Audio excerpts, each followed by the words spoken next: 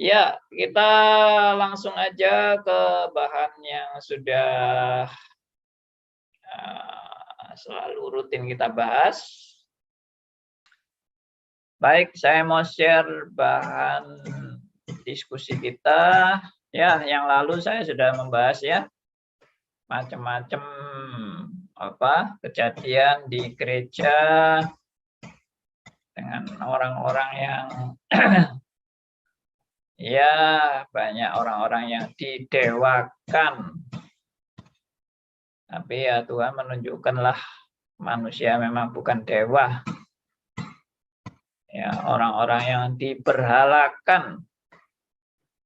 Manusia juga tidak boleh disembah sebagai berhala atau diberhalakan.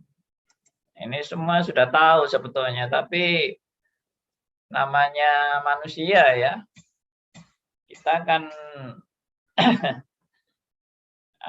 manusia itu ya sering tanpa sadar terjebak gitu loh. Melihat orang yang begitu mengesankan, kita langsung memuji-muji orang itu. Ya, orang itu hebat, orang itu luar biasa. Orang itu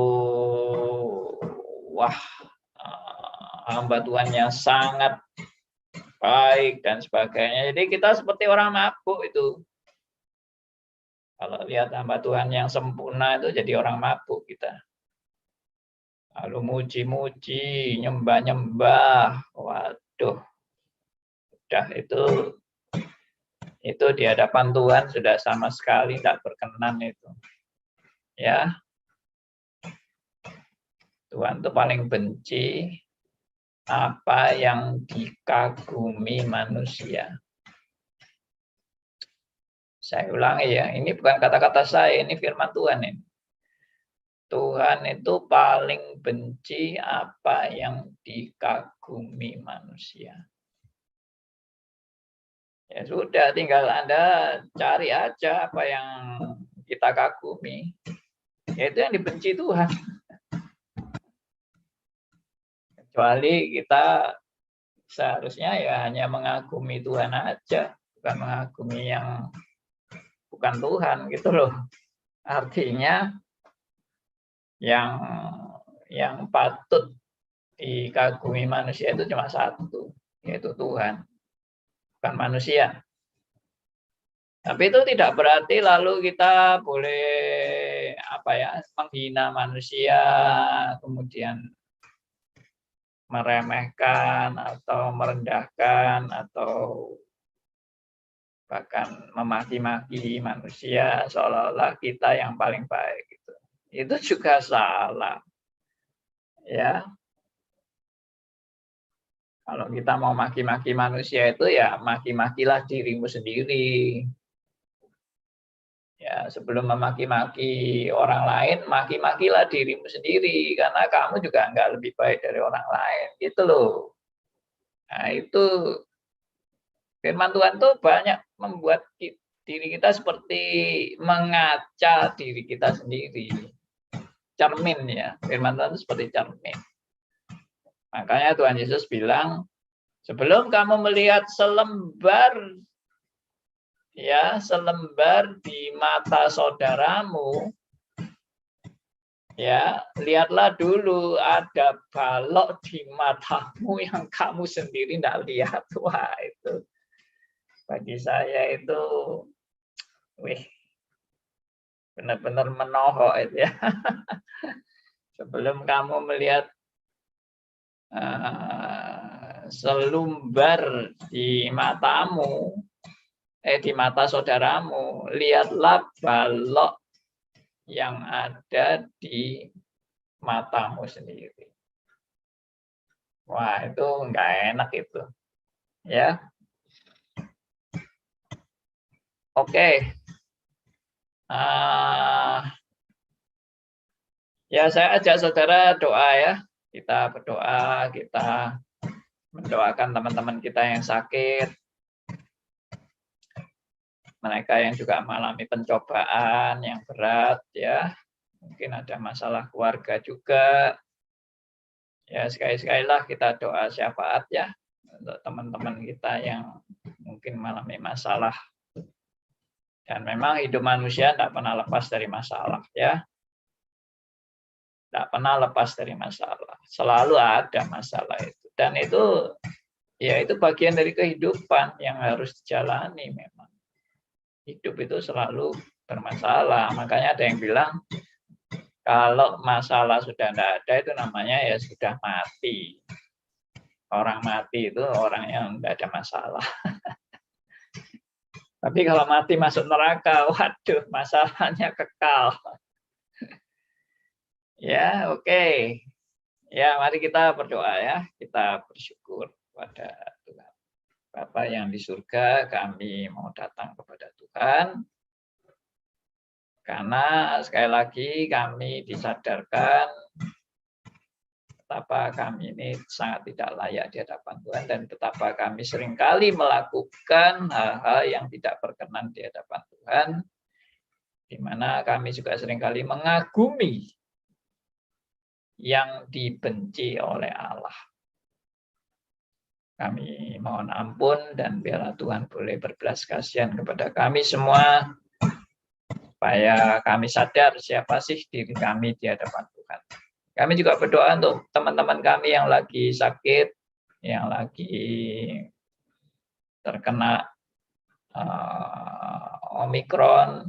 Tuhan juga boleh kuatkan, Tuhan juga boleh berkati, beri kesabaran untuk boleh dipulihkan kembali kesehatannya.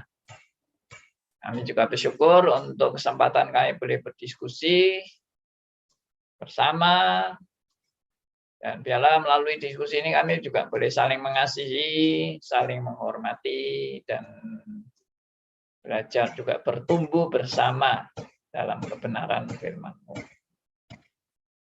Terima kasih kami boleh berdoa untuk doa syafaat ini bagi teman-teman kami yang sakit dan yang mungkin mengalami banyak pencobaan. Tuhan kuatkan dan hiburkan teman-teman kami. Terima kasih dalam nama Tuhan kami Yesus Kristus kami berdoa. Amin.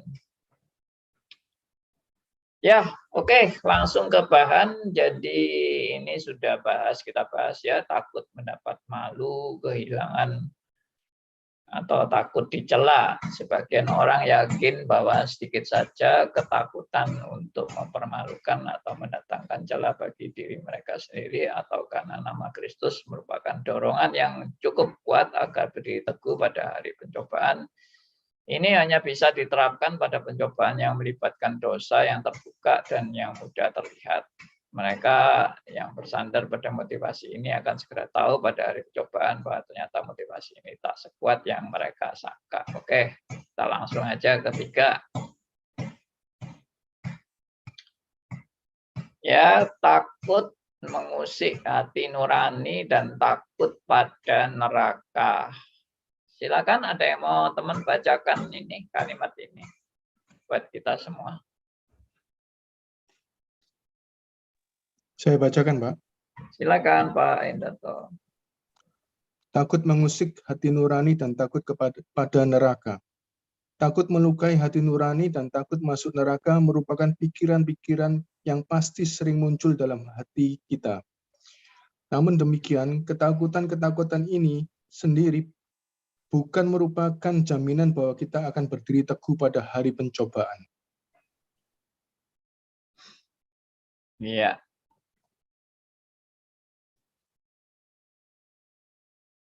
Oh, ini ada salah ini ya. Merupakan pikiran yang pasti sering muncul dalam diri kita, bukan leta ini kita.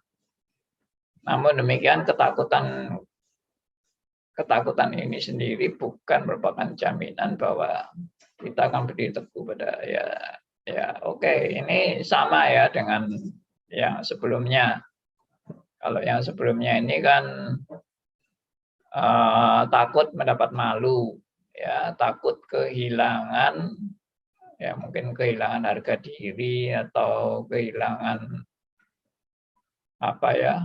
wibawa begitu. Banyak kan orang takut kehilangan wibawa, kehilangan harga diri, atau takut dicela, ya itulah ketakutan-ketakutan yang seringkali katanya ya itulah yang membuat kita itu bertahan dalam pencobaan. Ya enggak lah, itu sendiri sudah pencobaan sendiri ya, untuk kita enggak mau kehilangan muka, kehilangan wibawa, ya itu pun juga sudah terjebak pada pencobaan.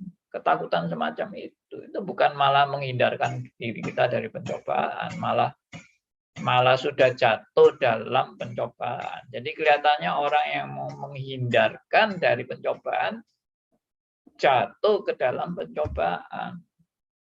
Karena tidak ada orang bisa steril benar-benar atau sempurna benar-benar.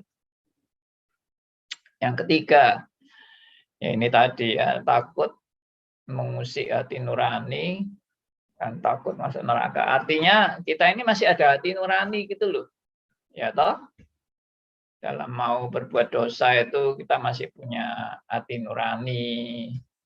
Dalam ada pencobaan kita juga masih punya hati nurani. Lalu takut masuk neraka atau takut dihukum. Ya. Ini saya ganti aja ini daripada enak.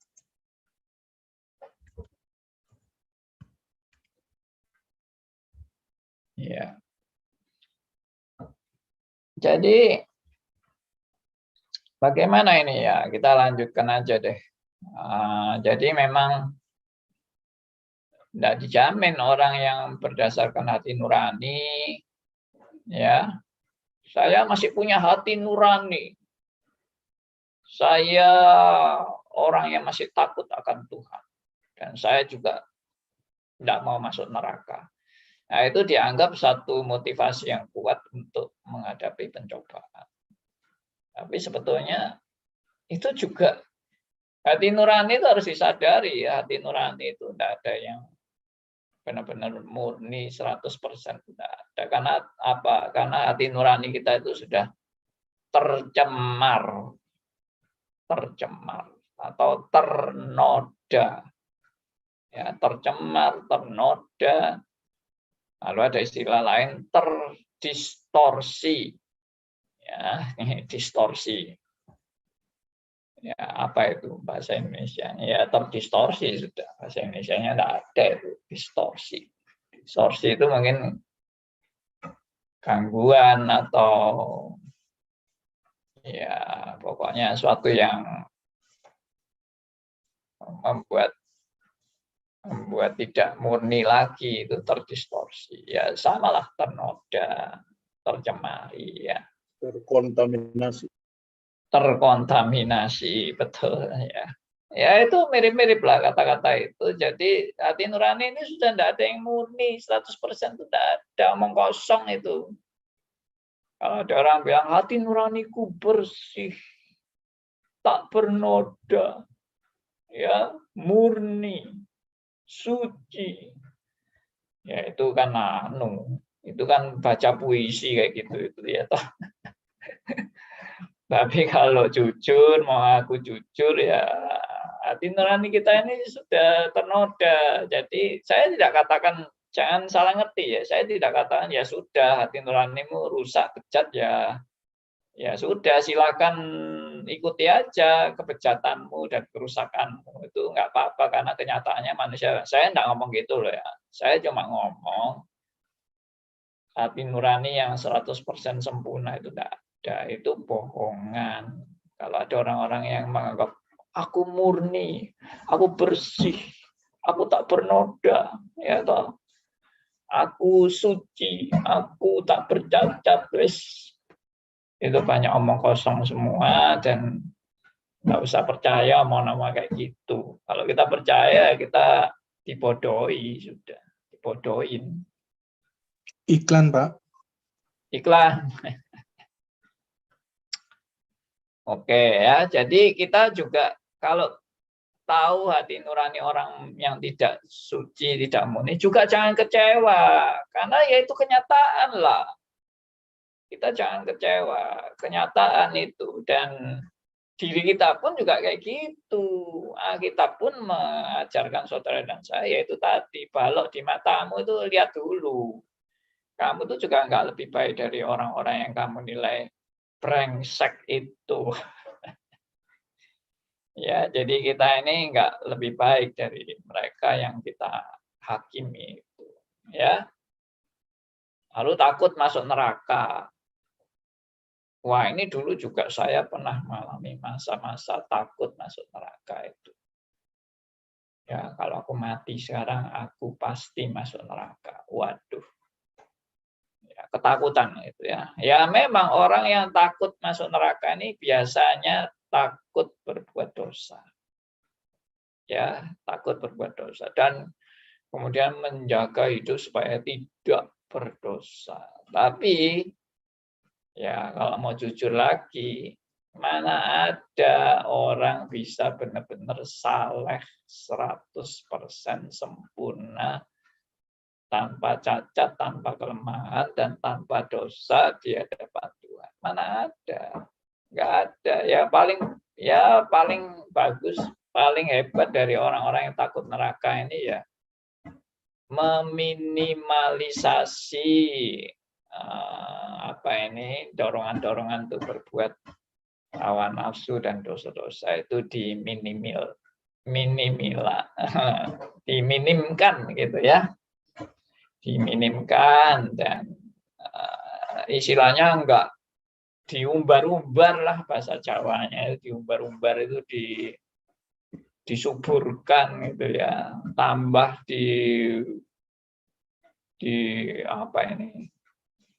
tambah disalurkan semua hawa nafsunya itu ya jelas ya itu juga tidak benar ya. Tapi kapan sih kita benar-benar bisa 100% taat, 100% murni? Ya nggak pernah bisa. Ya, maka itu dikatakan takut melukai hati nurani. Wah, aku enggak mau melukai hati nuraniku atau aku takut masuk. Merupakan pikiran-pikiran yang sering muncul dalam diri kita. Namun demikian ketakutan ini sendiri bukan merupakan jaminan bahwa kita akan berdiri teguh. Karena apa? Karena takutnya kita ini seringkali cuma takut kapok lombok. Ya toh? Takut kapok lombok. Ya apa itu takut kapok lombok? Ya kalau kita misalnya takut dihukum lah gitu kan. Kalau sudah kena hukuman, aduh Tuhan, ampuni aku orang yang berdosa, aku orang yang tidak layak, ampuni aku. Ya sudah, habis diampuni, hukumannya sudah lewat, lupa diri lagi, berbuat lagi. Karena apa? Sudah lupa. Nanti setelah dihukum, aduh takut lagi, aduh kapok lagi, aduh mau bertobat. Sudah selesai, wah berbuat lagi. Itu ya namanya kapok lombok itu. Hati nurani, siapa yang bilang hati nuraniku itu betul-betul bisa aku murnikan persis 100% itu juga. Kenapa? Karena hati nurani manusia itu juga sudah yaitu ternoda itu. Sudah ternoda, sudah tercemari. Dan banyak orang yang merasa dirinya saleh.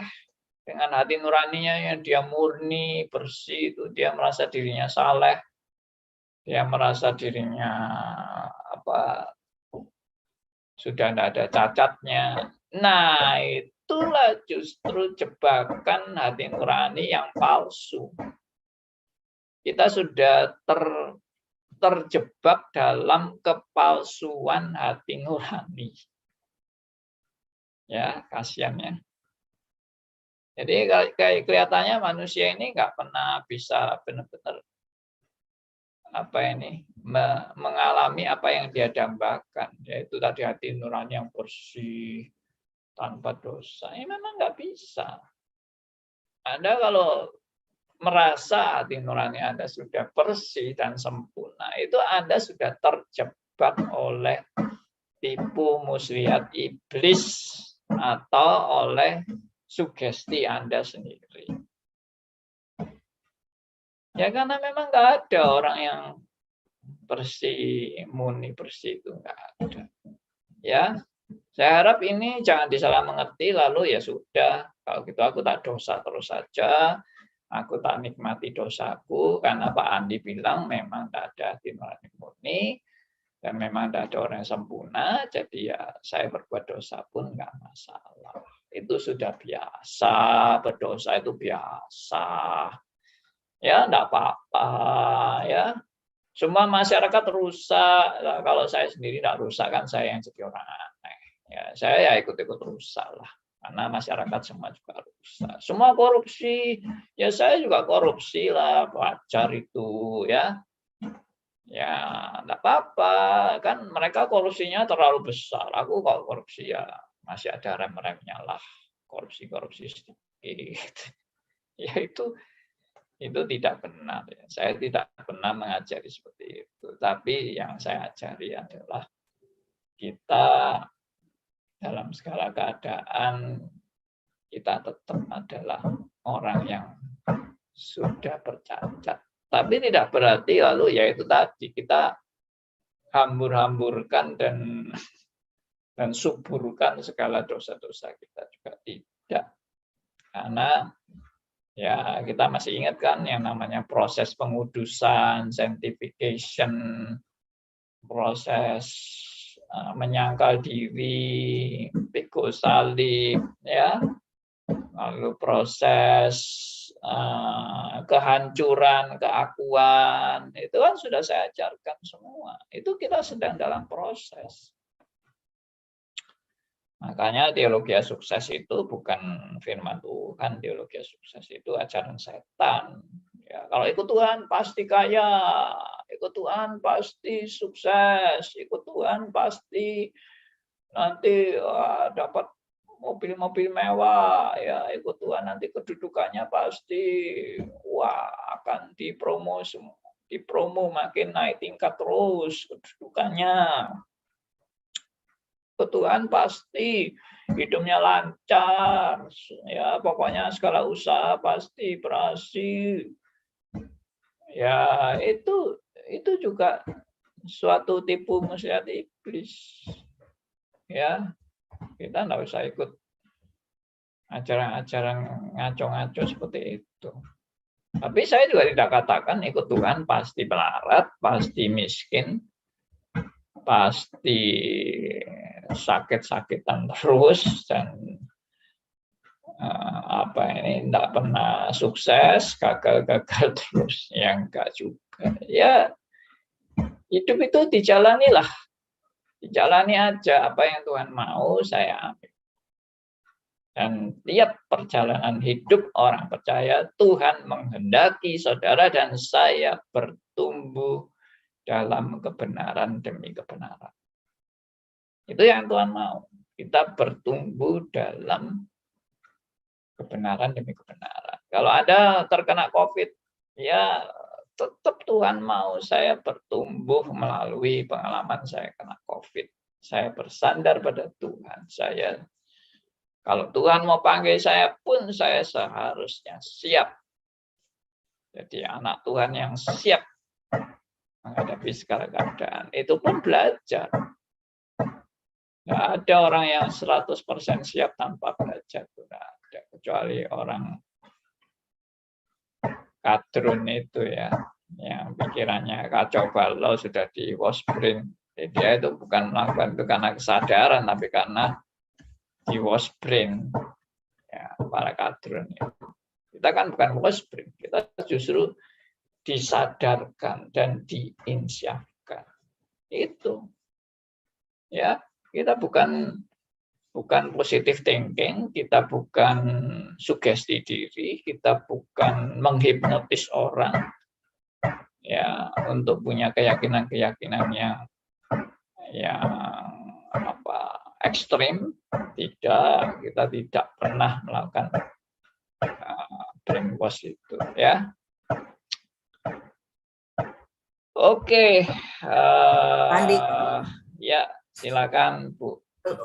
Kalau orang kadrun itu waspring, kalau orang orang Kristen itu harus di spa brain, Pak. Apa? Spa brain. Spa. Seperti Spa. yang dilakukan ya oleh Dokter Terawan di spa brainnya jadi. Oh. Wah, Kirain spa dokter, kosmetik itu, spa. kalau dokter Terawan bisa membuat brain kita makin beriman, wah hebat itu. Oke. Tapi bukan dokternya, tapi firman Tuhan yang spa brainnya kita, Pak. Ya, betul. Ya, kita lanjut ya dengan ini kalimat berikut ini. Silakan ada yang mau baca buat kita.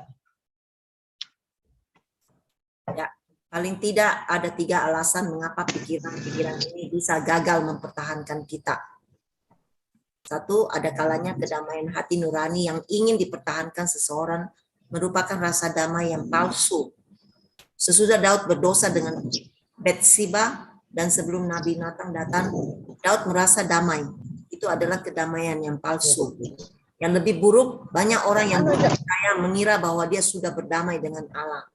Namun itu adalah kedamaian yang palsu. Sebagaimana kedamaian palsu akan terbukti sia-sia pada hari penghakiman kelak, demikian pula kedamaian palsu akan terbukti sia-sia pada hari pencobaan. Iya. Wah, ini menarik ini. Ya, seperti yang tadi saya katakan ya. Ada kedamaian yang palsu. Saya melihat ini justru menjadi isu yang cukup tenar ya, kedamaian itu. Ya, banyak orang Kristen yang dididik untuk mencari hati yang damai. Ya, yang penting hatimu damai. Ya, damai-damai apa? Ya, ternyata yang dicari damai itu adalah sama dengan ketenangan hati yang tentrem, ayem, tentrem, ya, yang nyaman, ya toh, nyaman, ayem, tentrem, nyaman, sentosa, aman, sentosa, itulah damai yang dicari manusia, ya.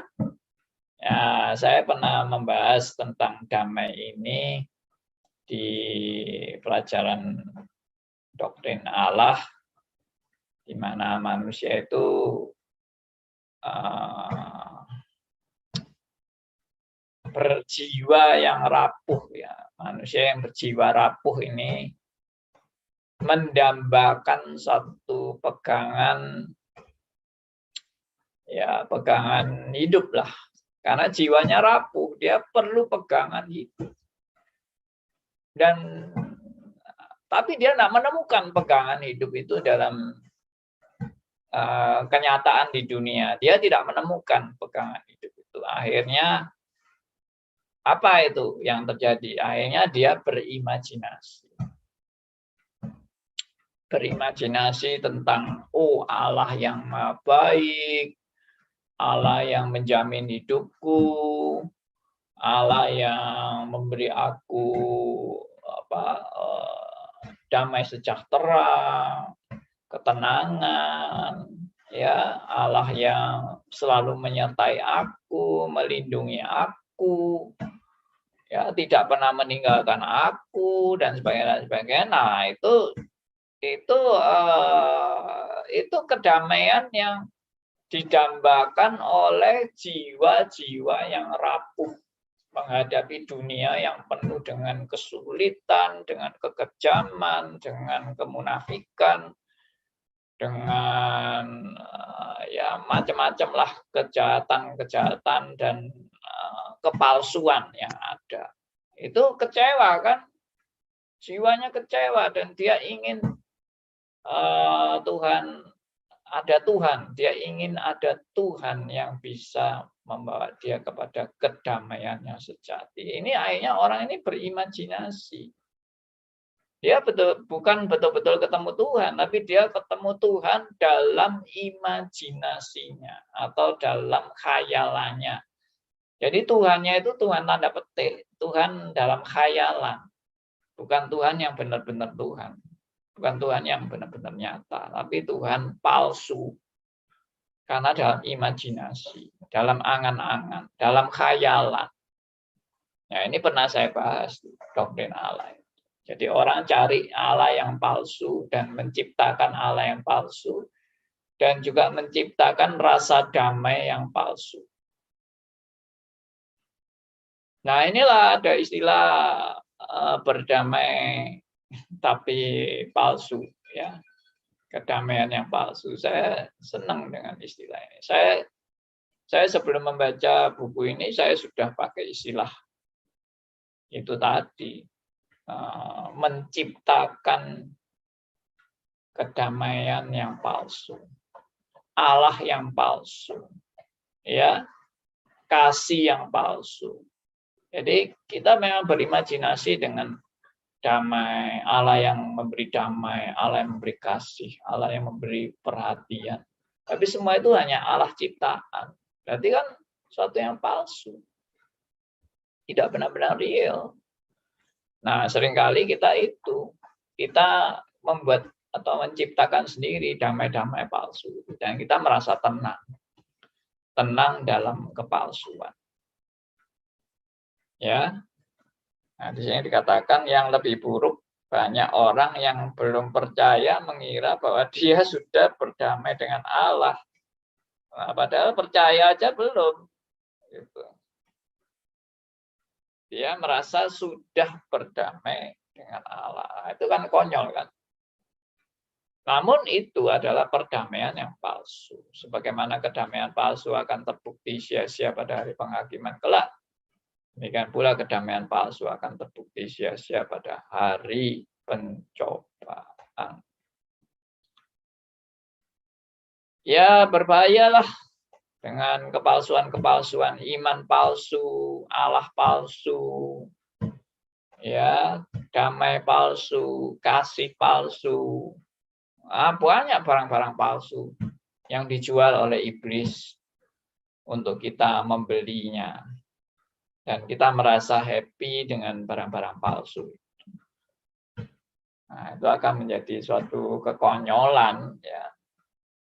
Pada saat kita merasa kita ini sudah ketemu Tuhan, tapi ternyata Tuhannya itu Tuhan palsu. Tuhannya pun palsu.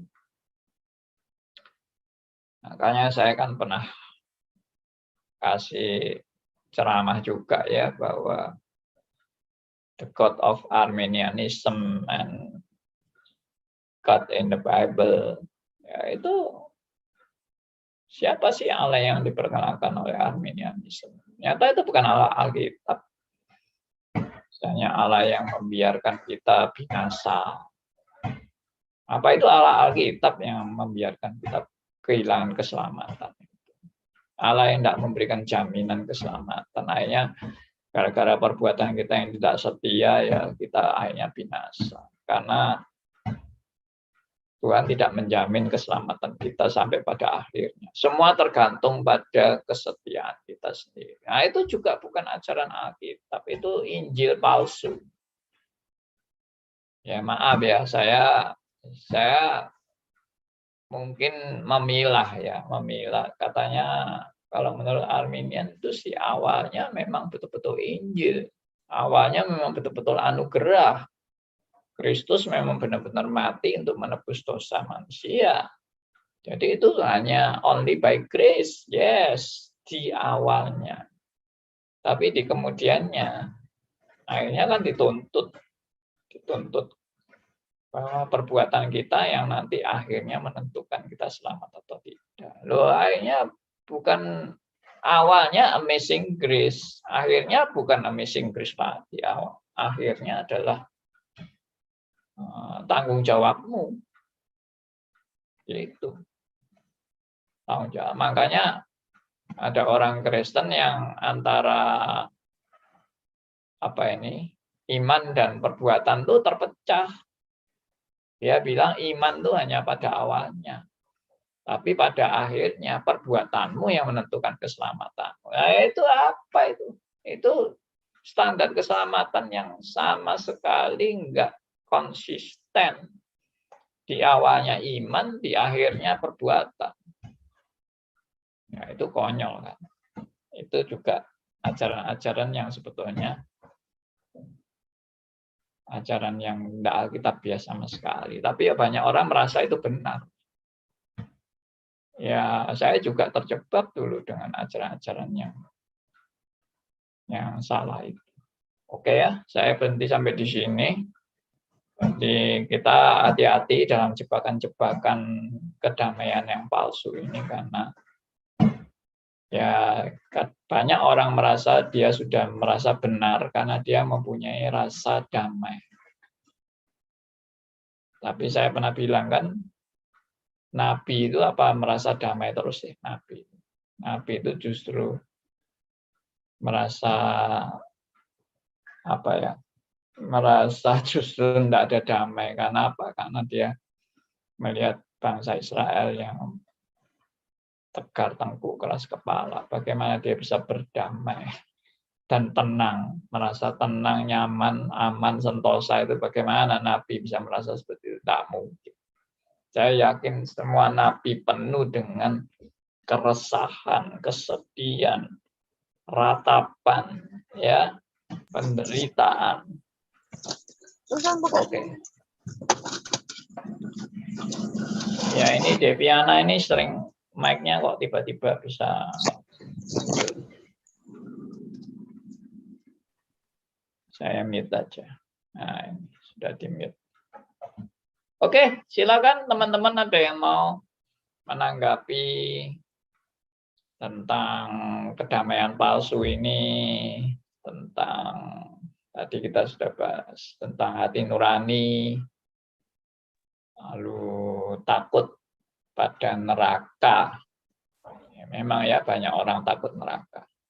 Makanya ada hamba Tuhan yang bisa tur ke neraka lalu nakut-nakuti orang. Wih, neraka itu ngeri ya. Daging meleleh semua. Orang teriak-teriak kesakitan di neraka. Ada bintang-bintang film di sana. Ya memang benar neraka itu pasti menyiksa. Tapi kalau ada orang yang turun ke neraka itu saya nggak yakin. Siapa ini mic-nya nyala ini? Mau bicara? Tanya, Pak. Ya, Pak Aryo, silakan. Manusia suka pada palsu-palsu, yang khayal-khayal. Karena manusia itu hidupnya sangat tertekan, untuk sebagian orang, sangat tertekan. Dia nggak pernah bisa menang terhadap tekanan itu, maka dia senang dihibur dengan hope palsu, khayalan-khayalan palsu dari pendeta-pendeta. Jadi mungkin gitulah anunya.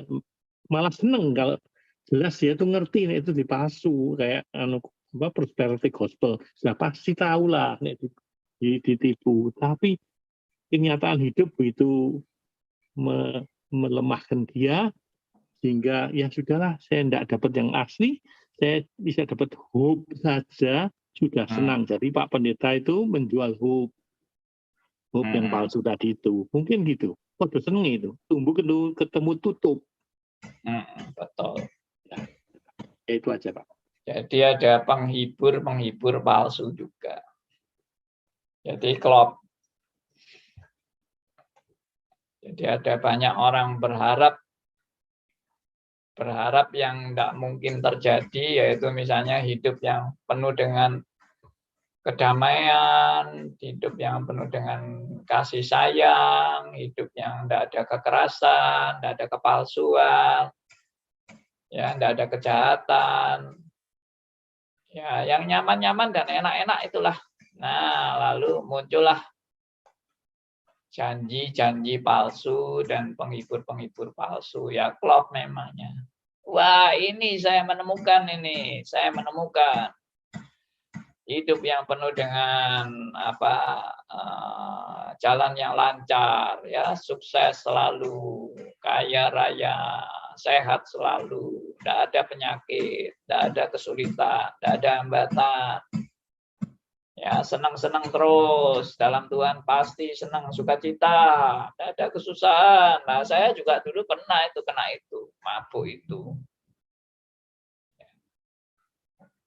Orang yang tidak beragama, ya dia anulah menyenangkan, mengayamkan dirinya dengan mendengarkan musik-musik yang indah, Iya. atau obat-obat bius, atau pergi jalan-jalan ke luar negeri. Ini bagi yang enggak maksudnya yang enggak punya ketuhanan lah. Ya sejenis itu, senang-senang seperti itu. Iya, nggak usah kena obat bius, Pak, karena sekarang banyak acara-acara lagu-lagu yang membius, ya. Ya. Itu murah kalau itu. Nggak usah beli obat bius, tapi dibius sama lagu-lagu, sama khotbah-khotbah yang membius. Nah, itu. Ya, Pak Darmius mau bicara. Oh, iya betul. Jadi memang damai palsu, Allah palsu, rasa damai palsu. Nah ini kan memang kelihatannya memang menjadi kebutuhan ya. Sebetulnya damai itu kan sebetulnya dalam setiap diri manusia memang mendamakan damai. Ini kebutuhan rupanya, kebutuhan jiwani. Iya, betul. Nah, ironisnya kan begini, kalau kita tidak mengenal siapa damai sesungguhnya, siapa sumber damai sesungguhnya bagi kita.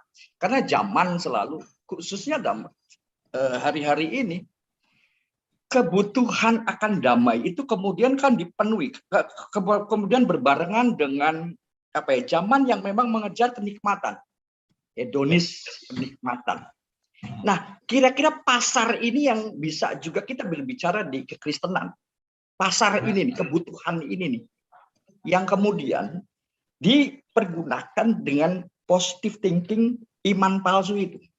Jadi menggunakan ayat-ayat tertentu untuk ayat sebetulnya yang diiman-imani, bukan iman, ya itu tadi iman palsu sebetulnya. Kemudian terkait juga dengan musik yang memberikan tampaknya sahdu, tampaknya memberikan damai, sukacita, tetapi isinya sebetulnya adalah keinginan-keinginan sendiri, pemenuhan kenyamanan sendiri, bukan lagu-lagu yang kemudian mengagungkan Tuhan. Nah ini yang saya melihat gawat sebetulnya, kegawatan yang tersamar itu. Bahkan yang kurang ajar, kadang-kadang pakai itu yang kemarin kita lihat di itu loh yang kita bahas, kita singgung bukan kita bahas New Age, gerakan. Nah itu kan udah kelewatan, itu pasti dasarnya adalah ayat tertentu yang dia elaborate, kemudian dia katakan, wah itu sebetulnya manipulasi daripada si jahat itu. Iya. Ini yang perlu kita waspadai sesungguhnya. Jadi gereja ini juga hati-hati kesusupan itu kan kira-kira. Sudah, kira-kira Pak, gitu, Pak. Bukan hati-hati, tapi sudah Pak. Meresap ini. Yang banyak itu lagu-lagu yang saya sebut sebagai lagu-lagu ekstasi. Itu betul istilah ekstasi itu, Pak. Yang tanpa disadari itu. Iya kan? Khotbah ekstasi, lagu ekstasi. Ini tepat ini. Ekstasi. Dan itu murah, Pak, nggak usah beli, Pak, murah itu. Memang sekarang musimnya, Pak, di beberapa tempat itu dielaborate gitu, Pak. Daripada beli obat bius mahal-mahal kan enak di situ, Pak, murah, Pak. Nah inilah kira-kira kita memahami ekstasi itu tadi kan. Ya. Iya. Pak Sugianto mau bicara. Pak, saya itu pernah dengar di satu Zoom gitu, orang itu mengatakan begini, kalau kita sudah terima Tuhan Yesus, kita terima semuanya. berkatnya, kesembuhan, kita tidak akan miskin. Itu nah itu ya kekayaan dan pokoknya seolah-olah jasmani lah Pak. Itu dia pakai ayat apa ya Pak? Saya lupa. Dia ada pakai ayat tuh Pak. Ya mungkin ayatnya Matius 6 ayat 33 itu Pak. Matius 6:33. Iya. Ya. Itu terutama kalimat terakhir. Coba Pak Sugianto bacakan. Matius 6 ayat 33 kalimat terakhir. Bentar Pak.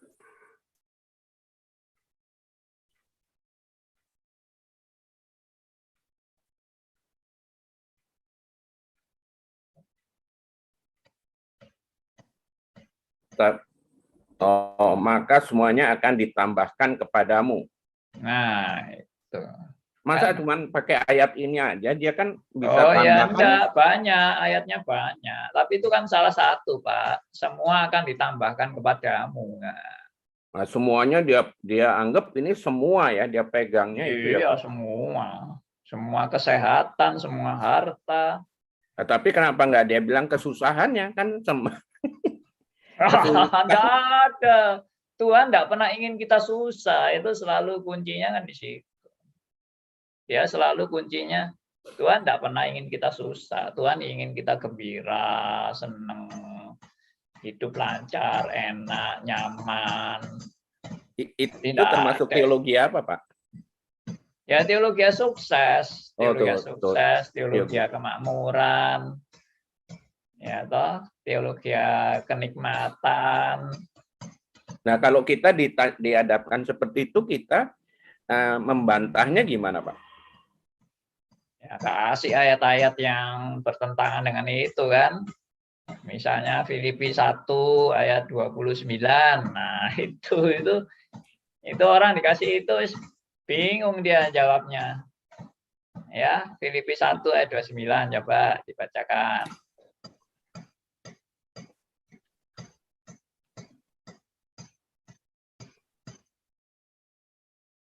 Sebab kepada kamu dikaruniakan bukan saja untuk percaya kepada Kristus, melainkan juga untuk menderita untuk Dia. Nah, ini. Tapi orang jarang pakai ya, Pak. Ya? Jarang dipakai. Oh iya. Dipilih. Padahal itu karunia loh. Kamu dikaruniakan bukan hanya untuk percaya, tapi juga untuk menderita. Jadi penderitaan itu karunia loh.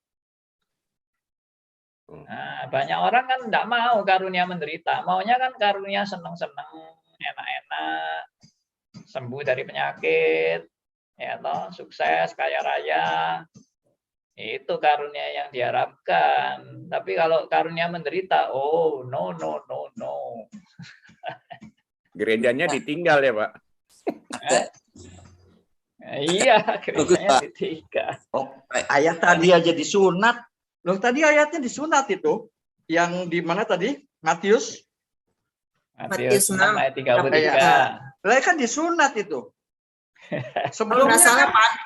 Tapi tadi dulu kerajaan Allah. Lah kerajaan Allah itu apa? Berarti kan kita ketertundukan persekutuan dengan Allah. Kita tuh iya kan? Kerajaan Allah. Kebenarannya itu apa? Kan begitu. Nah kan terus dipotong aja.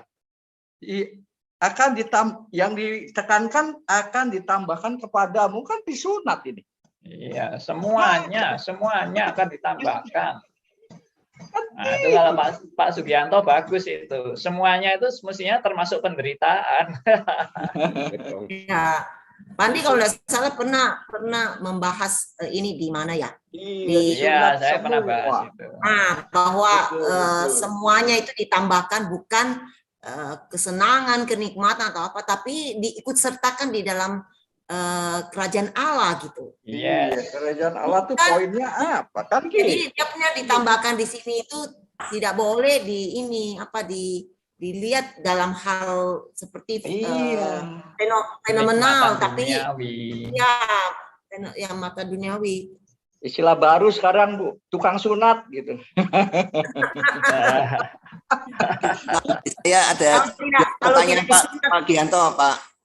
Ini ada ayat yang bisa menjawab punyanya Pak Gianto ini yang terdapat di Efesus 1 ayat 3. Terpujilah Allah dan Bapa Tuhan kita Yesus Kristus yang dalam Kristus telah mengaruniakan kepada kita segala berkat rohani di dalam surga. Jadi semestinya itu berkahnya di dalam surga, di alam roh baru kita manifestasikan ditarik ke alam ini. Jadi ini kan jelas. Ini Pak Yonatan ini selalu aja, nariknya ke sana terus Pak Yonatan ini.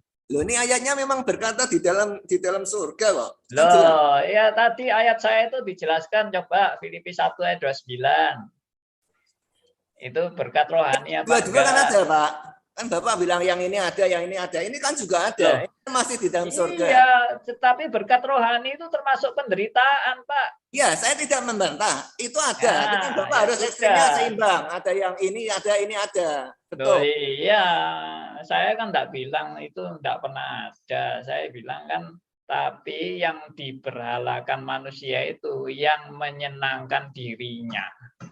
Itu yang diberhalakan manusia, dan Pak Yonatan tidak boleh menyangkal.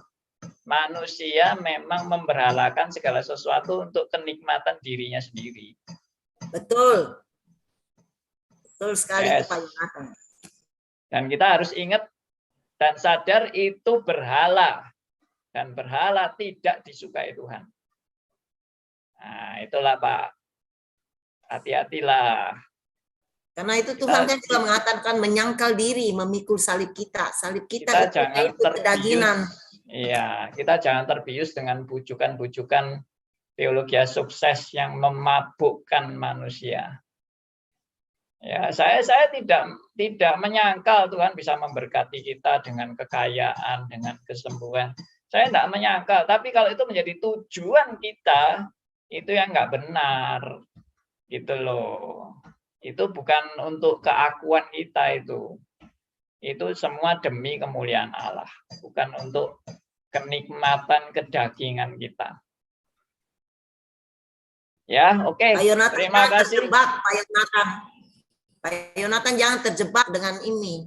Bukan, dengan apa? Justru dua hal ini ini. menjelaskan ini berkat tuh di surga yang lebih. Kalau Ibu baca iya, tapi tidak bisa terjebak dengan masalah itu. Fokusnya, tujuannya kita itu apa gitu.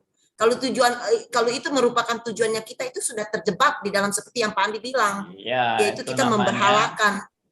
Nah, Pak Jonathan, boleh saya berikan sedikit ini? Coba berkat rohaninya yang dimaksud kita ini kan baca lagi di selanjutnya, Pak. Ya, jadi jangan berhenti di berkat rohani, kemudian di ayat berapa itu? 3 ya, Pak ya. Nah, kemudian kita juga harus melangkah ke ayat selanjutnya. Apa yang dimaksud berkat rohani? Nah, di sini adalah di ketiga. Sebab di dalam Dia, oleh darahnya kita telah beroleh penebusan. Itu berkat rohani. Kemudian segala hikmat pengertian di 4, di 8. Di dalam Kristus kegenapannya. Kemudian Roh Kudus berbicara. Jadi ini yang dimaksud berkat rohani di dalam satu perikop ini, Pak. Yes. Ini sebetulnya kalau kita mau baca, apa sih maksudnya berkat rohani? Nah, itu dijelaskan berkat surgawi, berkat rohani di dalam surga. Ya. Nah, kemudian dijelaskan di ayat-ayat selanjutnya, itu tentang penebusan. Darahnya yang kita beroleh penebusan, pengampunan Jadi dosa. tidak ada hubungannya sama harta ya, Pak ya? Nggak ada. Ini kegenapan waktu. Kemudian mengenai kemudian Roh Kudus yang adalah jaminan kita untuk hidup memuji, memuliakan Allah. Nah, ayat 14. Jadi ini harus dibaca selanjutnya itu, apa yang berkat rohani di surga, Pak. Yes, kira-kira gitu, Pak. Itu namanya kontekstual. Nah, gitu, Pak. Ya, jadi saya juga dulu sempat lama ini merenungkan ini apa maksudnya, tapi waktu dibaca di bawahnya ya ketemu. Kira-kira gitu, Pak. Oke, terima kasih Pak Darmius untuk penjelasannya, dan saya tutup ya acara ini karena sudah jam 10 lebih.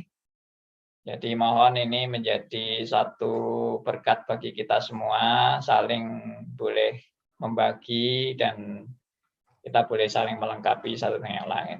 terima kasih buat keterlibatan teman-teman semua dalam diskusi kita, dan saya minta untuk Bu Nita ya, boleh tutup dalam doa buat kita semua.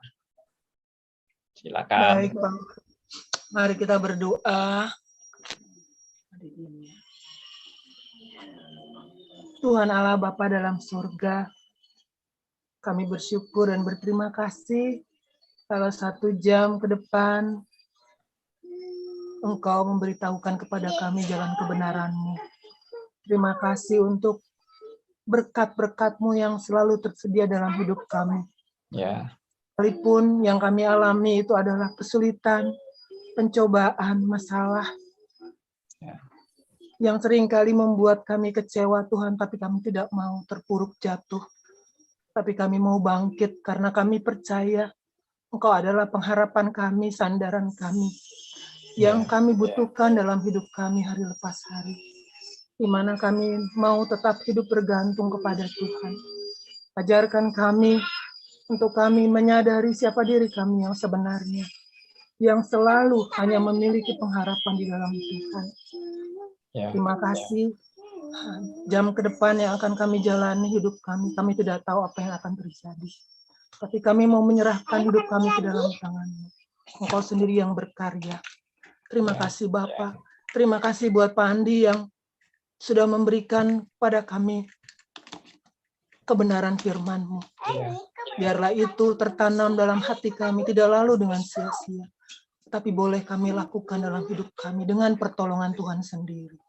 Terima kasih Bapa, biar Roh Kudus-Mu terus-menerus menerangi hati kami, agar pikiran dan hati kami terbuka, hanya hidup bergantung kepada Tuhan, Sang Pemilik kehidupan kami. Terima kasih Bapa, kami serahkan aktivitas kami selanjutnya ke dalam tangan-Mu. Terpujilah Engkau Tuhan Yesus, hanya di dalam nama Tuhan Yesus, Tuhan Juru Selamat dan Penebus kami satu-satunya, yang kami sembah dan muliakan. Amin. Amin.